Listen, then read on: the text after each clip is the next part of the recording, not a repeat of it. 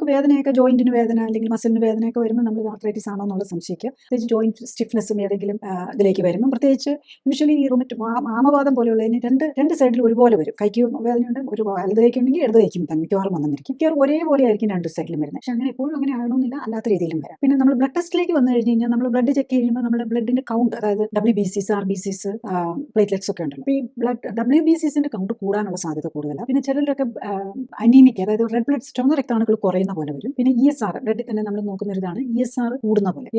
പിന്നെ CRP, HSCRP, അത് C reactive protein എന്ന് പറയും. ഇതൊക്കെ ഇൻഫ്ലമേഷന്റെ ഫീച്ചേഴ്സ് ആയിട്ട് വരുന്നതാണ്. അതുപോലെ തന്നെ RA factor, rheumatoid arthritis factor എന്ന് പറയുന്നത് ഒരു ഓട്ടോ ഇമ്മ്യൂൺ ആന്റിബോഡിയാണ്. ഇത് കൂടുക. പിന്നെ അതുപോലെ ആന്റി-CCP, അത് വേറൊരു ഓട്ടോ ഇമ്മ്യൂൺ ആന്റിബോഡിയാണ്. പിന്നെ ഇതുപോലെ ANA, അതും ആന്റി ന്യൂക്ലിയർ ആന്റിബോഡി എന്ന് പറയുന്നത്. ANA പോസിറ്റീവ് ആണ് മിക്കവാറും മറ്റ് സിസ്റ്റംസ്, ജോയിന്റ് മാത്രമല്ല, അതൊരു മറ്റ് സിസ്റ്റംസ് ഇൻവോൾവ് ആയി, പ്രത്യേകിച്ച് SLE പോലെ, സിസ്റ്റമിക് ലൂപ്പസ് എറിതെമറ്റോസിസ് പോലെയുള്ള ഒരു രോഗം ആയിട്ട് വേണം അതിനെ കണക്കാക്കാൻ. യൂഷ്വലി അത് റുമറ്റോയ്ഡ് ആർത്രൈറ്റിസ് മാത്രമല്ല, മറ്റ് അവയവങ്ങൾക്കും ബാധിക്കുന്നു എന്നുള്ളതാണ്.